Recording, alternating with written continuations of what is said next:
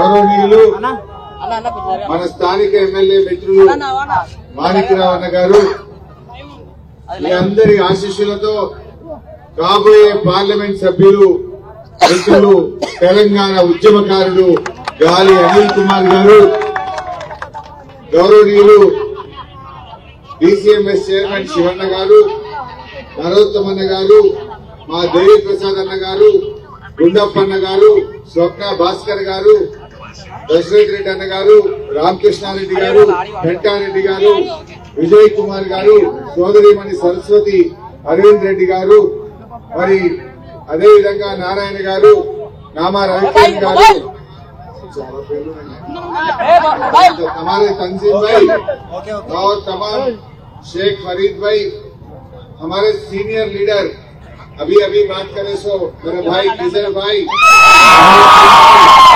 वत्सेंद्र भाई, संजीव रेड्डी भाई, नारायण रेड्डी गारू, संगमेश्वर गारू, रवींद्र गारू, ఇంకా వేదిక మీద ఉన్న పెద్దలు, हमारे जहीराबाद के तमाम भाइयों बहनों, అక్క చెల్లెల్లారా, అన్నదమ్ములారా, మీ అందరికీ పేరు పేరున నమస్కారం. సలాం అలైకుం. आज జహీరాబాద్ తీసుకుపోయి ఛాయ్ దగ్గర ఈరోజు మిత్రులారా ఒకటే విషయం ఆలోచించండి. ఈ ఎన్నికల్లో మన బీఆర్ఎస్ పార్టీ గెలవాల్సినటువంటి అవసరం. మొన్న అసెంబ్లీ ఎన్నికల్లో కాంగ్రెస్ 6 గ్యారంటీల గ్యారెంటీ చూపించి మన అధికారంలోకి వచ్చిన కాంగ్రెస్ ఏం చేసిందో మనందరికీ తెలుసు. మొన్న రాహుల్ గాంధీ వచ్చిండు, ఇక్కడ మా అక్క చెల్లెలు కనబడతా ఉన్నారు. రాహుల్ గాంధీ వచ్చి ఏమంటుండు, అక్క చెల్లెలకు నెలకు 2500 రూపాయలు కాంగ్రెస్ పార్టీ ఇచ్చింది అంటుండు. వచ్చిన ఐదు చెల్లె ఎవరికన్నా 2500 ఏ అక్క కన్నా చెల్లె కన్నా వచ్చినాయా అని అడుగుతున్నా. మరి రాహుల్ గాంధీ వచ్చి అక్క చెల్లెలకు 2500 ఇచ్చిన అంటుండు. నేను మా జహీరాబాద్ అక్క చెల్లెలకు మనవి చేస్తున్నాం, ఎవరికైతే 2500 వచ్చినాయో మీరంతా కాంగ్రెస్ పార్టీ కొట్టేయండి. రానోళ్ళంతా గాలి అనిల్ కుమార్ గారు కొట్టేయండి. ఇవాళ 6 గ్యారంటీలు అమలేని అంటాడు, రేవంత్ రెడ్డి 5 అమలేని అంటాడు. అయినా 5 గ్యారంటీలు ఏం చెప్పిండ్రు? మహిళలకు 2500 మహాలక్ష్మి అన్నారు, మహామోసం. రెండవ గ్యారంటీ అవ్వ తాతలకు 2000 పెన్షన్ 4000 చేస్తామన్నారు. అయిందా? 4000 వచ్చిందా? మరి 4000 వచ్చిన వాళ్ళు కాంగ్రెస్ కి అయింది, 2000 వచ్చిన వాళ్ళంతా గాలి అనిల్ కుమార్ గారికి ఓటైంది. ఇవాళ ఒక్కొక్క అవ్వ తాతకు, बुजुर्गों को, बेवा लोगों को आज कांग्रेस की हुकूमत ने 10,000 बाकी है. क्यों बोले तो 5 महीने हो गया. 5 महीने इंटू 2000 कितना हो गया? ఎవరైనా కాంగ్రెస్ వచ్చి అవ్వ తాత ఓటు అడిగితే బిడ్డ 10,000 బాకీ పడ్డవాడు వ్యక్తి ఇంకా ఓటు అడగమని చెప్పాలి కాంగ్రెస్. అవునా కాదా? అది ఏమన్నాడు? రాగానే दिसंबर 4,000 पेंशन इतना. दिसंबर जाके मई महीने आ गया, 5 महीने गुजर गया, बेटा 10,000 वहां रखो. बाद में ही कांग्रेस पार्टी वाले वोट पूछना. तुम्हारे को जब तक ये 10,000 नहीं देगा तब तक वोट पूछने का हक एक कांग्रेस वाले को नहीं है. तीसरी मुद्दा क्या बोले ये लोग? మూడవది ఏమన్నారు? రైతులకు 15,000 రైతు బంధు, వడ్లకు మక్కలకు బోనస్, కౌలు రైతులకు 15,000 వచ్చిన ఎవరికన్నా? कोई आदमी को, किसी आदमी को खेती के 1 एकड़ को 15,000 मिला क्या? नहीं मिला. जो लोग 15,000 मिले वो लोग कांग्रेस को वोट डाल सकते हैं. जिनको 15,000 नहीं मिला वो लोग कार के निशान पे वोट देना बोल के मैं पूछना चाहता. నాలుగోది పేదలకు ఇండ్లు ఇస్తామన్నారు, 250 గజాల స్థలం ఇస్తామన్నారు. వచ్చిన వాళ్ళకన్నా. ఐదవది విద్యార్థులకు భరోసా కార్డు అన్నారు, నిరుద్యోగ భృతి అన్నారు. వచ్చిన వాళ్ళకన్నా. సాబ్ झूठे बाजी. బాండ్ పేపర్ మీద రాసిచ్చిండ్రు. బాండ్ పేपर पे लिख के दिए कि 100 दिन में हम पूरा करेंगे. 100 दिन गुजर गया, 150 दिन भी गुजर गया लेकिन గ్యారెంటీ అమలు नहीं हुआ। ఒకటే ఆలోచించండి, ఈ కాంగ్రెస్ పార్టీ ఏమిచ్చిందో 6 గ్యారెంటీలు ఒక్కటి కూడా అమలు కాదు। ఇప్పుడు దేవుడి మీద ఒట్టు పెడుతున్నారు, టీవీ పెడితే ఏం కనబడుతుంది, అయితే తిట్టు లేకపోతే దేవుడి మీద ఒట్టు, అంతకు మించి ఏమన్నా ఉన్నదా? ఒక్కటన్నా అమలైందా? ఇవాళ ఒక్క పని కూడా చేయలే। కళ్యాణ లక్ష్మి వచ్చిన ఆదాలకన్నా కాంగ్రెస్ వచ్చింది, కళ్యాణ లక్ష్మి పోయింది। కళ్యాణ లక్ష్మి బౌన్స్ అయిపోయింది, కళ్యాణ లక్ష్మి చెక్కులన్నీ బౌన్స్ అయినాయి, కులం బంగారం తుస్సుమన్నది।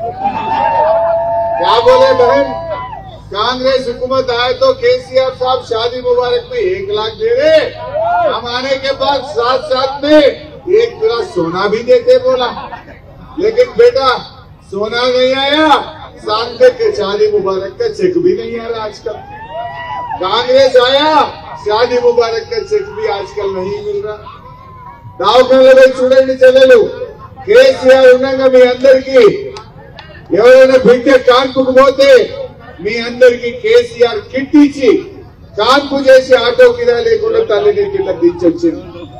ఇవాళ కాంగ్రెస్ వచ్చింది, కేసీఆర్ కిట్ బంద్ అయిపోయింది।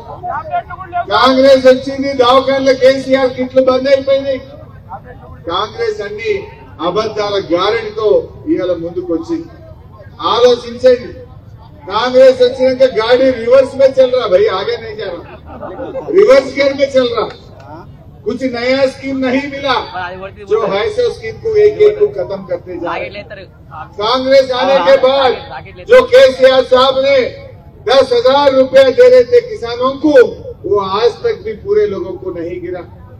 जब केसीआर साहब थे, कल्याण लक्ष्मी शादी मुबारक का चेक मिलता था, आज कांग्रेस आने के बाद वो चेक भी नहीं आ रहा। वो लोग जो बोले तीसरा दवाखाना में केसीआर किट मिलता था, आज कांग्रेस आया, केसीआर किट भी बंद हो गया। चौथा, जो पानी पीने का पानी यही जहीराबाद में जब केसीआर साहब के हर दिन अच्छा अपने लोगों को पानी मिलता था, आज कांग्रेस आया, पीने का पानी का भी तकलीफ शुरू हो गया। और बिजली भी जब केसीआर साहब थे 24 घंटा बिजली किसानों को खेती में आता था, घरों के लिए भी अच्छा आता था। आज कांग्रेस आया, 24 घंटा गया, 14 घंटा का बात हो गया। ఇవాళ కరెంటు కోతలు పెట్టిందా లేదా కాంగ్రెస్? మరి కోతలు పెట్టిన కాంగ్రెస్ కు రేపు ఓట్లలో కూడా కోత పెట్టాలి। కరెంటు కోతలు పెట్టింది కాంగ్రెస్, రేపు ఓట్లలో కోతలు మా తమ్ముడు చెప్పినట్టు వాటర్ కూడా పెట్టాలి, వాటర్ కూడా పెట్టాలి కాంగ్రెస్। ఎందుకంటే ఈరోజు దయచేసి ఆలోచించండి, ఇవాళ కాంగ్రెస్ ఓడిస్తేనే రేపు 6 గ్యారెంటీలు అమలైతాయి। మేము అసెంబ్లీలో మీకోసం రేవంత్ రెడ్డి గారిని గట్టిగా నిలదీస్తాం। ఏది మా అక్క చెల్లెలకు ఇస్తాన్న 2,500, ఏది మా అవ్వ తాతలకు ఇస్తాన్న 4,000, ఎప్పుడు ఇస్తావు మా రైతులకు 15,000, ఎన్నడు ఇస్తావు రైతు రుణమాఫీ? ఇవన్నీ మేము అడగాలనా వద్దా? यहाँ के थोड़े लीडर जाके कांग्रेस में शामिल हो गए, मुझे समझ में नहीं आया ये लोग क्यों कांग्रेस में गए, मुझे समझ में नहीं आ रहा। क्या रेवंत रेड्डी किसानों को धोखा देने के लिए आप लोग कांग्रेस में गए? क्या रेवंत रेड्डी हमारे बूढ़े बेवा लोगों को 4,000 देते बोल के धोखा देने के लिए आप कांग्रेस में गए? किसानों को 2 लाख लोन वेवर करके बोल के वो जो बात नहीं निभाए, इसके वास्ते आप कांग्रेस में गए। हमारे मुसलमान के वोटों से आप हुकूमत में आए, मुसलमानों को कम से कम तुम्हारे कैबिनेट में जगह भी नहीं मिला। जब केसीआर साहब थे 2 मिनिस्टर बने तो भी 2 में हमारे महमूद अली साहब होम मिनिस्टर थे, आज 12 मिनिस्टर बने, या एक मुसलमान को जगह नहीं मिलता। क्या सरकार, आप हुकूमत बनाने में हमारा वोट चाहिए, लेकिन वो हुकूमत में हमें जगह नहीं है। सोचने की बात है, बहुत ही अफसोस की बात है, आज तक कोई हुकूमत, कोई सरकार में ऐसा बगैर मुसलमान कोई सरकार आज तक नहीं बना। या बीआरएस या तेलुगुदेशम या पुराने कांग्रेस, सिर्फ रेवंत रेड्डी के सरकार में आज मुसलमानों को जगह नहीं मिली। ये आप लोग सोचना चाहिए। अपने कुछ जगह पर जगह नहीं है, वो सरकार को क्यों आप लोग वोट देना चाहिए? केसीआर साहब एक सेक्युलर लीडर है। सोचिए, आज केसीआर साहब बीजेपी से टकरा ले रहे, बीजेपी से केसीआर साहब ने लड़ रहा है, इस वास्ते उनके बेटी को लाके जेल में डाल दिया। अगर से हम बीजेपी से मिला हुआ है तो केसीआर साहब का बेटी आज क्यों जेल में रहते? ये बात आप सोचना है। कांग्रेस वाले गलत बात फैलाते हुए जब बोले असेंबली इलेक्शन के सामने इनका बेटी क्यों अरेस्ट नहीं हुआ, अब क्या बोलते? अब क्या बोलते मैं पूछना चाहता हूँ। आज रेवंत रेड्डी ने बीजेपी से मिला हुआ है, रेवंत रेड्डी जाके मोदी को बोलता बड़े भाई आशीर्वाद दो। आज यही अपने मेरठ जिले में राहुल गांधी आया, राहुल गांधी आके अदानी चोर है बोलता, अदानी के पास पूरा मोदी का पैसा है बोलता, अदानी साहब को पूरा एयरपोर्ट दिए, पोर्ट दिए, रोड दिए, मोदी साहब ने सब कुछ अदानी को दिया बोल के राहुल गांधी गालियां देता। लेकिन रेवंत रेड्डी क्या करता? अदानी से जाके गला मिलता, अदानी से एग्रीमेंट करता, अदानी से दोस्ताना करता। अब कौन सा कांग्रेस सही है? राहुल गांधी का कांग्रेस सही है, ये रेवंत रेड्डी का बात सही है? आप लोग सोचना चाहिए। ये रेवंत रेड्डी बोलता वो खुद आरएसएस से पैदा है, उन्हें खुद पता है कि मैं आरएसएस से पैदा हूँ, लेकिन कि जब तक केसीआर साहब ने हर रमजान में हमको तोहफा मिला, आज कांग्रेस आया तोहफा गया। रेवंत रेड्डी आया 4,000 करोड़ रुपए मुसलमानों को देते बोले, आज आधा भी नहीं दिए। यहाँ के लोग भाग भाग के कांग्रेस में थोड़े नेता शामिल हुए। क्यों शामिल हो रहे? आपके बजट में नहीं देने से जा रहे, कैबिनेट में जगह नहीं देने से जा रहे, किसके लिए जा रहे? आपको कुर्सी होना या तमाम मुसलमानों को फायदा होना, ये आप लोग सोचने की बात है। सो भाइयों बहनों, आप सब अनिल साहब को तायद करिए, अनिल साहब को जिताइए। మిత్రులారా, మేము మా అక్క చెల్లెల్ని కోరేది ఒక్కటే, ఇవాళ బాండ్ పేపర్ బౌన్స్ చేసింది కాంగ్రెస్ పార్టీ. చెక్ బౌన్స్ అయితే శిక్ష పట్టదా పడదా? చెక్ బౌన్స్ అయితే ఏమైతుంది? మరి కాంగ్రెస్ పార్టీ 100 రోజుల్లో 6 గ్యారెంటీలు అమలు చేస్తామని రాసిచ్చింది. మరి 100 దాటింది కదా, బాండ్ పేపర్ బౌన్స్ చేసిన కాంగ్రెస్ పార్టీకి శిక్ష వేయాలన్నా వద్దా? ఆ శిక్షనే మీరందరూ కూడా మీ ఓటుతోనే కాంగ్రెస్ పార్టీకి శిక్ష వేయాలని కోరుతా ఉన్నా. ఇలా రాహుల్ గాంధీ వచ్చి కొత్త మళ్ళీ చెప్తా ఉన్నాడు మాటలు. మమ్మల్ని గెలిపిండి, నేను 8,500 అక్క చెల్లెలకి వేస్తాను. బిడ్డను పోయినసారి 2,500 వేస్తానే ఎవరు పెట్టినావు, మళ్ళీ 8,500 వేస్తాను. ఎవరి చెవుల పువ్వు పెడుతున్నావు రాహుల్ గాంధీ? రాహుల్ గాంధీ నేను ఒకటే కోరుతున్నా, ముందు తెలంగాణ ప్రజలకు గ్యారంటీలు అమలు కానందుకు నువ్వు బేషరతుగా క్షమాపణ చెప్పాలని నేను రాహుల్ గాంధీని డిమాండ్ చేస్తాను. ఇదే రాహుల్ గాంధీ 100 రోజుల్లో 6 గ్యారంటీలు అమలు చేస్తామని, నాది బాధ్యతని ప్రజలకు హామీ ఇచ్చిన రాహుల్ గాంధీ 150 రోజులైనా అమలు కాలేదు. ఇచ్చిన హామీలు అమలు కాలేదు కానీ కొత్త హామీలు ఇస్తున్నాడు. మళ్ళా కాంగ్రెస్ కోటేయమంటున్నాడు. రాహుల్ గాంధీ గారు 6 గ్యారంటీల మీద సమాధానం చెప్పాలి. 6లో 5 గ్యారెంటీలు అమలు కాలే, ఒక్కటే పాక్షికంగా అయింది, అది బస్సు. ఇంకేమి కాలే. మా ఆటో డ్రైవర్లంతా రోడ్డు మీద పడ్డారు. మా ఆటో డ్రైవర్లు ఆత్మహత్య చేసుకుంటున్నారు. ఆటో డ్రైవర్లకు ఆర్థిక సాయం చేస్తామని కాంగ్రెస్ పార్టీ మోసం చేసింది. నేను రాహుల్ గాంధీ గారిని కోరుతా ఉన్నా, కొత్త హామీల గురించి చెప్పే ముందు రాహుల్ గాంధీ గారు పోయిన అసెంబ్లీ ఎన్నికల్లో ఇచ్చిన హామీలు ఏమైనాయో తెలంగాణ ప్రజలకు సమాధానం చెప్పాలి. హామీలు అమలు కావడంలో కాంగ్రెస్ ప్రభుత్వం ఫెయిల్ అయినందుకు రాహుల్ గాంధీ గారు బేషరతుగా తెలంగాణ ప్రజలకు క్షమాపణ చెప్పాలని చెప్పి నేను డిమాండ్ చేస్తా ఉన్నా. ఇలా బీజేపీ హామీలు ఎగ్గొట్టిన పార్టీ బీజేపీ. ఏమన్నది బీజేపీ? విదేశాల్లో ఉన్న నల్లధనం తెచ్చి ఒక్కొక్కరి అకౌంట్ లో 15 లక్షల రూపాయలు వేస్తా అన్నారు. ఎవరికైనా పడ్డాయే?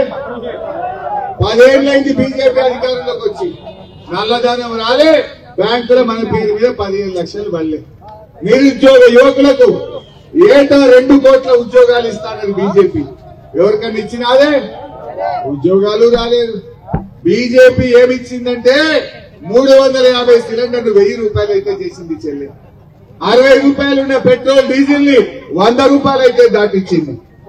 జీఎస్టీ అనే పన్ను పెట్టి పేద ప్రజలు వాడుకునే ఉప్పు పప్పు నూనె అన్ని వస్తువుల మీద ధరలు పెంచింది బీజేపీ. పేద ప్రజల్ని కొట్టింది. బడా బడా కార్పొరేట్లకు కంపెనీలకు 14 లక్షల కోట్లు మాఫీ చేసింది. పేదల ఓట్లు కావాలట, కానీ పేదలకు సాయం చేయదట బీజేపీ. మరి అటువంటి బీజేపీకి మనం పేదలు ఎందుకు ఓటేయాలి? పేదల కోసం పనిచేసిన నాయకుడు కేసీఆర్ 200 పెన్షన్ 2000 చేయలేదావా? బిడ్డ పెళ్లికి 1,00,000 రూపాయలు ఇవ్వలేదా కేసీఆర్? జహీరాబాద్ లో ఇంటింటికి నల్లా పెట్టి మంచినీళ్ళు ఇచ్చిందా లేదా కేసీఆర్? జహీరాబాద్ రెవెన్యూ డివిజన్ చేసిందా లేదా? రైతు బంధు వచ్చిందా లేదా? రైతు బీమా వచ్చిందా లేదా? డాక్టర్ పోతే కేసీఆర్ కిట్ వచ్చిందా లేదా? ఈ జహీరాబాద్ లో బ్రహ్మాండమైన 4 లైన్ రోడ్ వేసిందా లేదా? ఈ బటర్ఫ్లై లైట్ వేసింది ఎవరు? ఈ జహీరాబాద్ లో మాతా శిశు సంక్షేమ ఆసుపత్రి మంజూరు చేసింది ఎవరు? ఇన్ని పనులు చేసింది కేసీఆర్. మరి కాంగ్రెస్ ये झूठेबाज बट्टेबाज कांग्रेस ने आज धोखा दिया है। ये जो धोखा दिया, एक कांग्रेस को पार्लियामेंट इलेक्शन में आप तमाम लोग सबक सिखाना चाहिए। దయచేసి ఆలోచించండి, ప్రశ్నించే గొంతును గెలిపియండి. మాణిక్రావు అన్నకు తోడుగా మీరు మా గాలి అనిల్ కుమార్ గారిని గెలిపించండి, మీకు సేవ చేస్తాం. అనిల్ ఉద్యమకారుడు, పేదల పక్షపాతి అనిల్ గారిని గెలిపించండి. बीबी पाटिल गारू शादी का ना मैं 1 करोड़ दिया। जी जी, मैं एक ही बात बोल के मैं बंद खत्म करता हूं. దయచేసి హిందువులు ముస్లింలు జహీరాబాద్ లో అన్ని కార్యక్రమాలు కూడా దాదాపు ఈ పట్టణంలో 150 కోట్ల రూపాయలు నేను శాంక్షన్ చేయించాను. కబ్రస్థాన్ కే లియే, శ్మశాన వాటికకు అన్నిటికీ మనం జాగిచ్చాం. క్రైస్తవులకు ఇచ్చాం. మినీ హజ్ హౌస్ శాంక్షన్ చేశాం. ఇక్కడ అన్ని కులాలకు కూడా ఇవాళ ఫంక్షన్ హాళ్లు, కమ్యూనిటీ హాళ్లు కూడా శాంక్షన్ చేశాం. ముదిరాజులకు, యాదవులకు, రెడ్డిలకు, అన్ని కులాలకు, నేను లింగాయత్ సమాజానికి కూడా ఇక్కడ నిధులు ఇవ్వడం జరిగింది. మీరందరూ కూడా ఆలోచించండి. మన కేసీఆర్ ను ఆశీర్వదించుదాం, ప్రశ్నించే గొంతును గెలిపిద్దాం. రేపు ఢిల్లీలో తెలంగాణ హక్కులు కాపాడాలంటే, జహీరాబాద్ అభివృద్ధిలో ముందుకు పోవాలంటే దయచేసి మీరందరూ గాలి అనిల్ కుమార్ గారికి ఓటేసి గెలిపించండి. జై తెలంగాణ.